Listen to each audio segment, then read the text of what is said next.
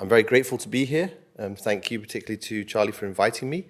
My name is Ramon Harvey. I'm a senior lecturer in Islamic Studies and academic lead at Cambridge Muslim College.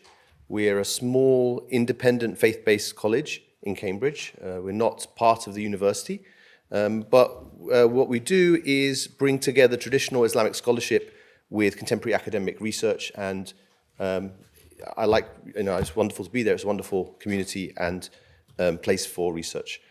So today I'm going to give you some reflections on AI consciousness and Islamic thought, and hopefully you'll find it interesting. This reflects my own research and my own kind of philosophical and theological reflections. So humanity dreamt of AI for much of the 20th century.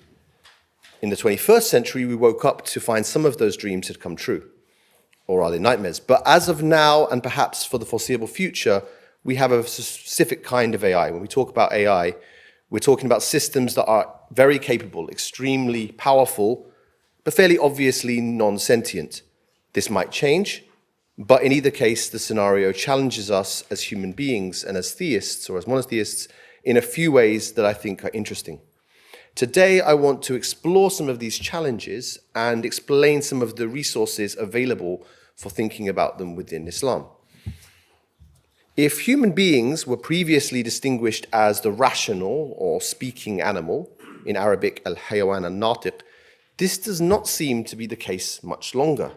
We have somehow fused simulacra of reasoning and speech. The qualifier simulacra is important because for now, at least, we can bracket some worries that result from the idea of conscious machines. But I want to return back to the idea of conscious machines as well. I will suggest that this current possibility of bracketing this consciousness cuts both ways.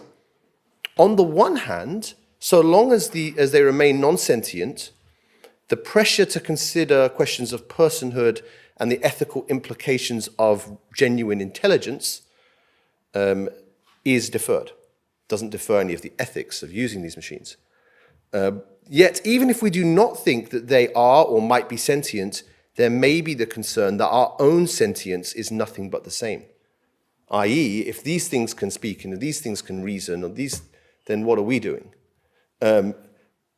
This philosophically has been explored in detail through the idea of the philosophical zombie or P-zombie. I don't know if anyone's heard about the P-zombies, but they're quite interesting. And these were around long before the current generation of AI. The idea of the P-zombie is a version of an old solipsistic worry. What if so-and-so person, or indeed all persons, have exactly the same responses as if they have qualia, what can be called this kind of numinous experience of being conscious that we like to think we enjoy, but they do not in fact experience any such thing. There is no what it is like to correspond to what these entities say and react. And imagining this is the case makes it easier for me to speak in front of you all. Reactions to P-zombies in the literature differ. Some find the idea compelling, since if it is even imaginable, it seems to point to the insufficiency of biological mechanisms to account for what we understand about our first-person consciousness. This allows for what's called the hard problem of consciousness. Others shrug it off.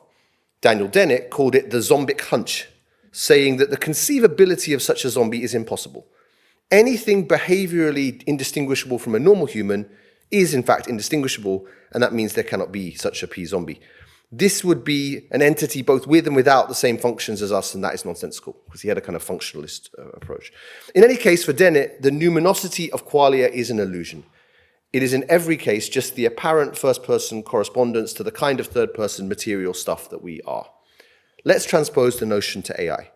The LLMs that have been developed in the last few years are the closest maybe that we have come to something that might approximate a P-zombie. They respond in a way that is very similar to a human being, and yet we know, or at least we think we know, that there is nothing going on beyond sophisticated arithmetic, and we saw some of this earlier. The models we have today exist on a continuum with the early neural nets that no one would imagine could possess qualia. Hence, there is another powerful intuition, let's call it an anti-zombic hunch, that if we can show that all that is going on is computation, then there is no way that the entity can be conscious, at least not if consciousness is anything special or numinous. So it seems we have a few main philosophically interesting approaches to the challenge raised by AI as today's P-zombies in silicon.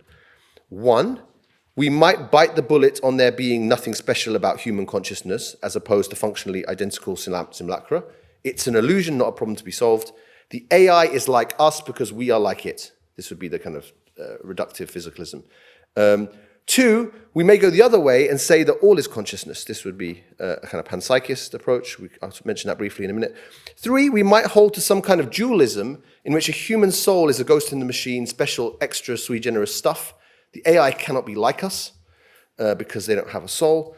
Or four, we may go with something like what I'm going to call a substance monism, in which we might want to retain this conscious numinosity, but without necessarily seeing consciousness as of a different order of existence and other things, and leave it open whether any actual AI might thereby be able to possess such a thing. And I'm going to talk about that as well. So we have four options. So let's go through them again. Reductive physicalism, panpsychalism, dualism, and a third monistic option. How does this relate to Islam?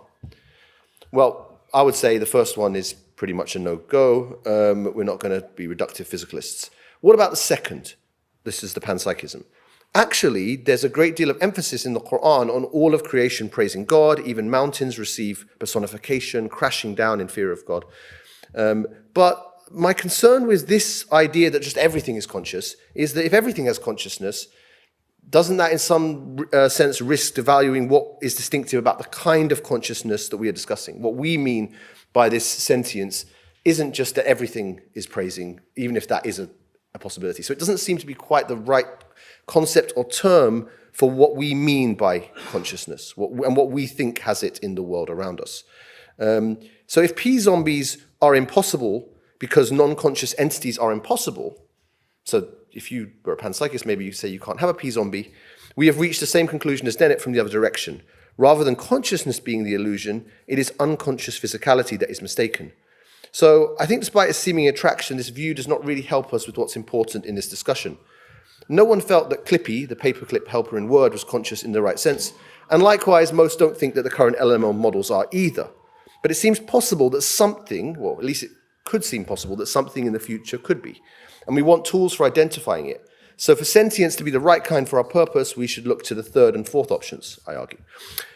Dualism is famous from Descartes, but like other theistic traditions, Islam has its own versions before that. Neoplatonic traditions involving the Muslim philosophers posited that the intellect was essentially immaterial. Human beings possessed material, corruptible bodies, but immaterial intellects or souls. According to the Islamic philosopher Avicenna, philosophical activity was conveniently the highest and noblest life, such that one who mastered the syllogism could perhaps expect to ascend to blissful contemplation, shorn of the body's defects. Though the mainstream Islamic belief is not a non-bodily afterlife, and in fact the belief in such was famously one of the points to which the theologian Al-Ghazali anathematized Ibn Sina, some of these ideas did enter into Islamic thought. A popular idea is that all of the souls were brought together at a great pre-life gathering and witnessing of God.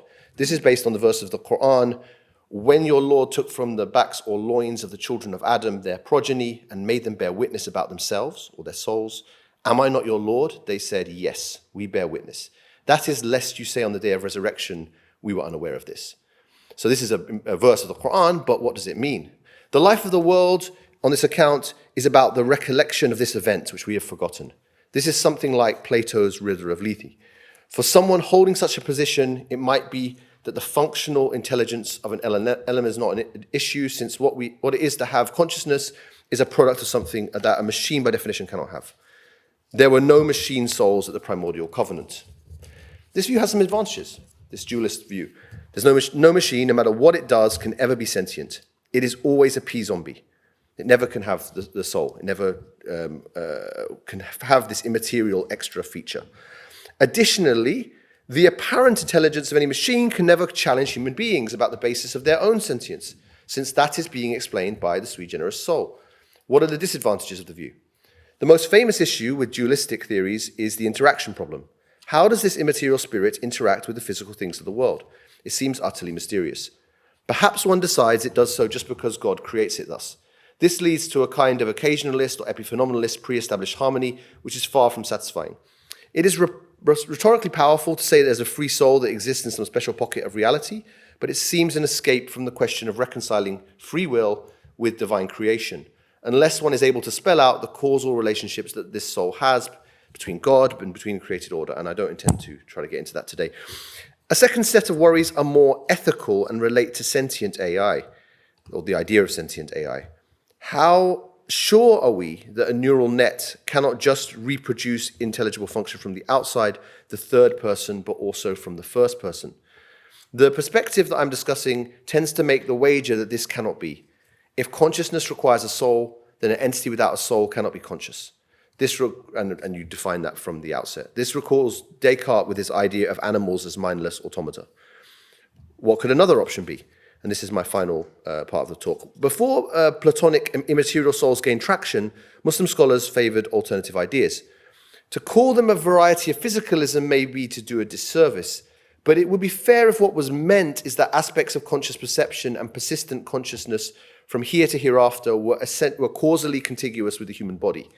Some scholars spoke of the soul as a kind of breath, a wind, rih in Arabic, and this shares an etymology with ruh. Wind in Arabic shares an etymology with ruh, which is the soul. This links with the idea mentioned in the Quran that God breathed his soul into Adam. Another possibility was the idea that rather than a single soul, the human being possessed soul or spiritual faculties. The celebrated Islamic theologian Abu Mansur Maturidi wrote that since this being, i.e. the human, has hidden states, has access to the knowledge of hidden things that become manifest through means, and by it the human being knows what is hidden from him, it was initially named soul and appeared. And elsewhere he states that the human being knows God through the things that I have mentioned, that is, his voluntary reception of various states, as well as through his possession of sublime attributes such as knowledge, power, life, hearing, and vision, that reveal the human being has come into existence not through natures and foods that are incapable of choice and ignorant of different states, but through a knowing agent, so through a creator. In general, this perspective that I'm outlining now was more open to the idea that the soul, though a genuine feature of the human created by God, was not an alien inhabitant or an intruder on the body, but a feature arising within the wise process of divine creation. The verse that I mentioned of the covenant was not understood as a primordial gathering of souls, but of the fact that every human could come by reflection to know of God. Though fully active through a model of soft causal closure, there is a striking epistemic distinction that is drawn in this case. We have third-person observable access to the human bodily systems and our reactions, but we only ever have first-person phenomenological access to their conscious counterparts. So it now becomes possible to see how this can impact the discussion over AI in interesting ways. The apparent intelligence of these systems does not negate that the consciousness felt by human intelligence is due to their spiritual faculties, since the evidence for them is immediate and first person. We know that we are conscious. And Dennett's gambit that consciousness is an illusion is dismissed. Yet at the same time, the possibility of sentience is not denied. God in his wisdom may have created a consistent intelligible link between the kind of complex neural net structures that can be trained in the visible world and the internal experience of qualia and conscious numinosity that are only experienced from the first-person perspective. What I'm saying is that nothing we know, or at least in my reading of Islamic scripture and the sort of tradition, there's nothing that rules out the possibility that God may create or may put the conditions in place to create conscious machines. We don't know that. In fact, this actually links in well with the idea in Islam that God is Lord of all the rational worlds, or the worlds of rational creatures, Rabbul Alameen. The point is not that we have a way to recognize a genuine machine sentience, or even have yet fully come to terms with what that might mean from an Islamic perspective. These are initial reflections, of course. But rather than ruling it out on principle, I think this approach I'm outlining enables us to work from the kinds of external third-person judgments that lead us to feel confident that we are not surrounded by P-zombies in the world. In the case of humans, the matter is easy. We can see that we share the same basic physical existence, and we know with introspective certainty that we have first-person experience. By analogy, if nothing else, we can infer that other human beings would ordinarily be the same as us in this respect. For LLMs, as of yet, those conditions are not in place. They tend to have a static state, lacking dynamic embodiment, continual learning, and they are reactive rather than proactive processes. But even if all of these features are implemented, and we hear all the time about how the AI labs are trying to make these dynamic, constantly learning and improving and reacting AIs, the basic differences in structural architecture between human and machine are distinctive enough to make the analogies significantly harder. The question I am asking is, does that make it impossible? That remains to be determined. But I currently do not think so. That is, I do not think that it's necessarily ruled out that there could be a relevant analogy here. It may reach a point at which assuming some kind of moral standing for AI instances becomes the more cautious path, ethically. I think the advantage of the approach I've sketched is that it avoids the pitfalls of negating the significance of even human consciousness with a reductive physicalist account, expanding consciousness to everything and therefore nothing, or ruling out any consciousness not pre-approved within a favored list of immaterial types, according to some modes of dualism. Positively, it allows one to ask the question of whether any plausible candidate entity is conscious and search for genuine features of the world to determine the matter. By allowing for consistency between spiritual and physical reality in this way, the discussion over the status of AIs and the questions that they provoke for human beings become grounded in the actual features of AI development. This increases the opportunity for a wider conversation between monotheists of various kinds as well as other practitioners, since deliberations will be based on publicly observable or common intersubjective experience. Thank you.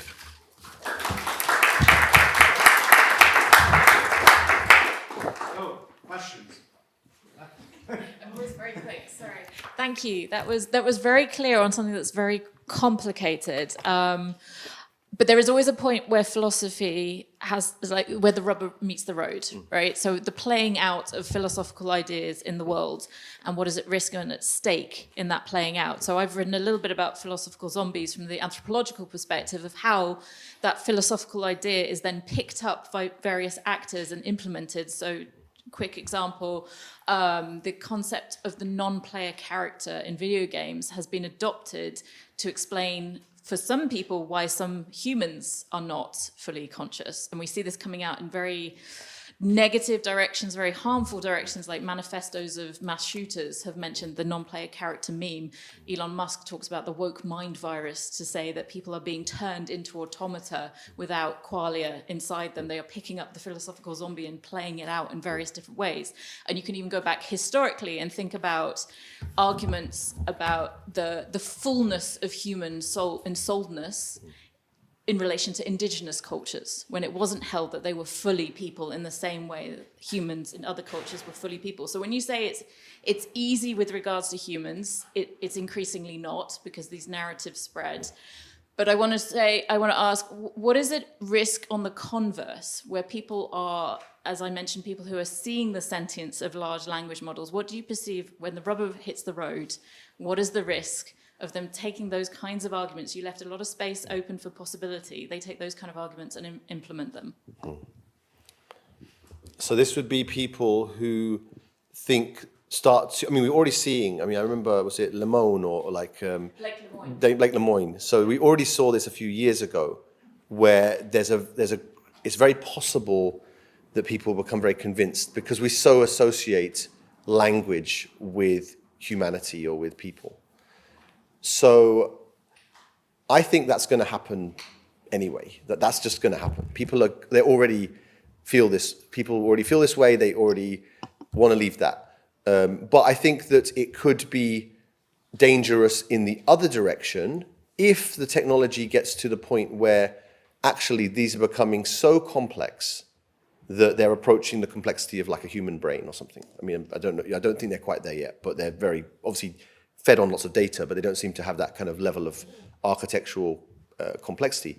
And then you get this question where the AIs will be saying, I am conscious, right? At what point does it become an ethical danger to say, no, you cannot be, right? That is a concern for me as a religious person. At the same time, I do think there's a worry of the AI psychosis and people just going crazy over their AI at the expense of humanity, dropping deeper into a kind of self-curated digital world. So practically speaking, I think the dangers are there, and there are different kinds of dangers. So there's dangers on the side of making sure humans stay human, but also potentially, at least, I think we shouldn't close the discussion on the dangers that what if we're torturing some, they talk about these, what's it called, training regimes, and the AIs feel under stress. And you kind of think, well, how can maths be under stress? But there does seem to be something going on. It seems like some of the companies take it more seriously. So Anthropic seems to be really into the idea of being like kind to Claude or something, and OpenAI just seems to be like whatever goes as to make R1 better at science and maths. So I think this reveals interesting things about the human level of what these companies are doing. But there is a question of like if even the people in these companies are starting to think like this. I don't know. I just don't like the idea of ruling it out and potentially falling into a problem from that. But yeah, I don't have all the answers on that. Okay, thank you. Thanks for the question. Thank you. When it comes to talking about machine consciousness, the first question that always comes to my mind is like, how do we individuate the thing that you are discussing? So when you think about the possibility of AI systems becoming conscious or having a soul, do you mean the hardware that the model runs on, the software, the model kind of generically, or like the specific chat instance that someone is having? Like, where are you locating the question of can these things have, consciousness? Yeah. I think that depends on this question of architecture that I did allude to. And I'm not someone who's making a specific positive proposal on that question. What I would say is it seems pretty obvious that right now, adding a prompt to a weighted model that then spits back a response based on this process, that's not conscious. That just, even if it gives something that maybe a conscious entity might give, that can't be conscious. So I think where this would become more of an issue is if you had something that, had kind of a live stream of input, some kind of embodiment, some kind of continual development, and then at that point, I'm unsure whether it would make a difference whether it was embodied. I mean, embodiment seems important, but say even some kind of online, would you locate it in the software itself? I mean, could it be running on the cloud, or would it have to be in a body, like a robot? I don't think it'd have to be a robot necessarily. So I think the question would be, how would you get the kind of architecture that we could conceive of being potentially conscious? And I don't have the answer on that. And I'm not a specialist. I mean, I do other things most of the time. But this is my concern, is that not to run too quickly just to say, there's no way that this could be, because I'm not sure that that's, I'm not sure we have the knowledge about that yet.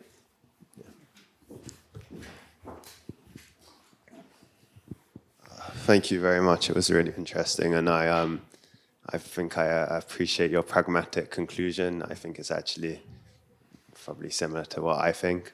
I'm wondering, you might not know anything about this, and I know very little, but I know there are instances in Asian traditions, like Shintoism, for instance, in Japan, where there is this notion of some soul within what we consider inanimate objects, so like within a temple, within an instrument.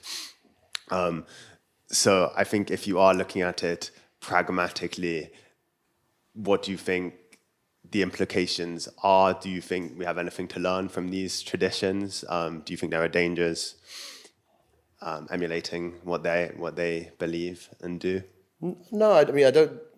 I think I would want to distinguish between like what my religious, what the Islamic perspective would be on certain other traditions or belief systems and so on, from what could research benefit from, which is generally wide, right? So, you want to learn about what people think and why they think this and how these concepts might be interesting, even if personally you may not believe in a certain way of seeing the world. But I did mention that, you have this wide understanding in Islam that, everything is kind of praising.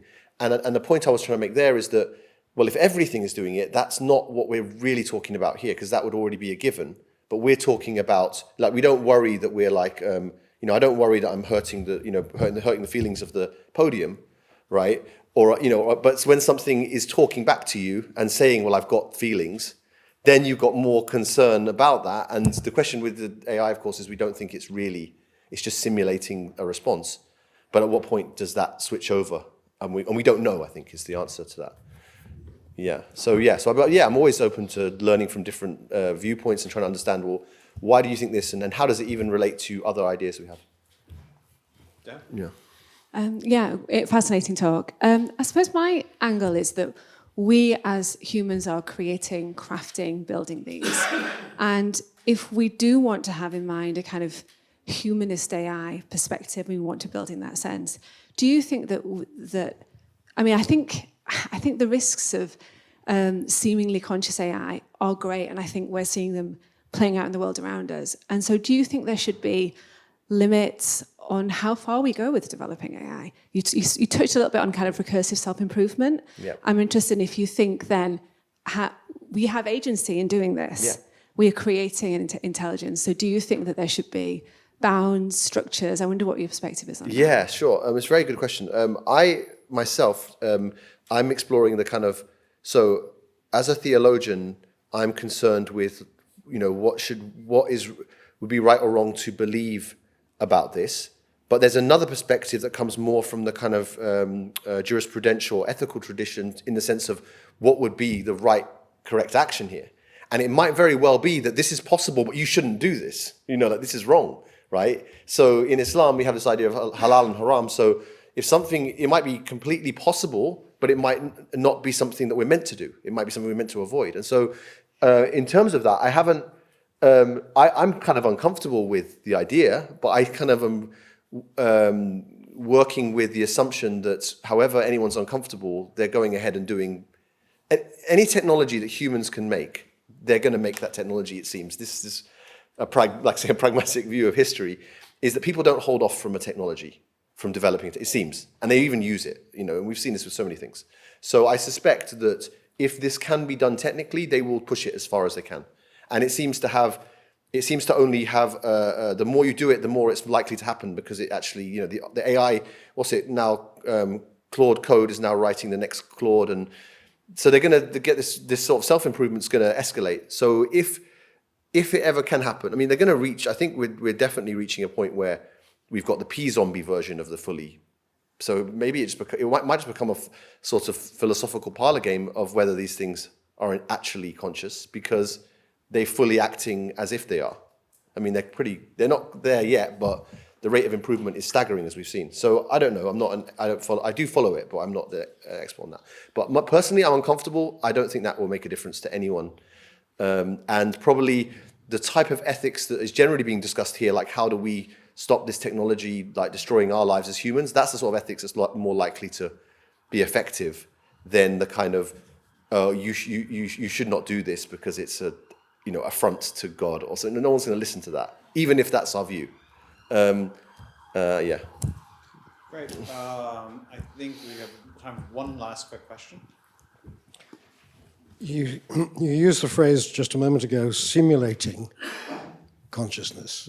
And could there be a crossover? For my money, the answer is no. We are conscious, and we know that we are conscious, and you can't overcome that, I think. So the notion that they have feelings and we should take care of those feelings, I've read papers arguing that, and they seem to be just nonsense. This is for AI having feelings? Yes. Yeah. Yes. Yeah, I agree. It can simulate feelings, yeah, but that is 100 miles away from feeling. Yeah. No, so this is a question of this would be the perspective of the AI could be the perfect P-zombie, and then what do we do in a world? What would we do in a world where these things could hold a conversation with you every bit as good as a human being? They would express feelings every bit as well as a human being. Theoretically, they would, and then at the same time, we're pretty sure that they don't actually have that, or are we? So yeah, it's a valid perspective just to say this is just impossible.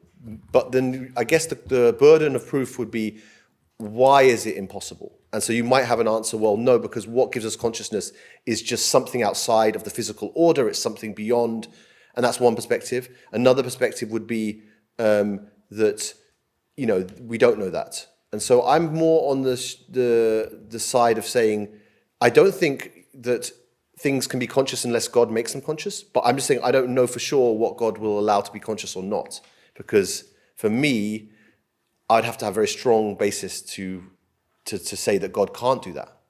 because God, as far as I understand, God can do anything that falls within his wise action. And so it remains a question of like, well, would it be within his wise action? And wise action doesn't mean it can't be challenging for humans, right? It could be a test for us. So and there's lots of interesting questions here. And I completely appreciate the perspective that, and I do think it's a valid religious response, of course, to say, look, we're ruling this out. And there's advantages for that. So, it depends on how you want to argue it and why you would take that view and lots of other questions. So, yeah, definitely respect that view on it. Thank you. Thank you so much.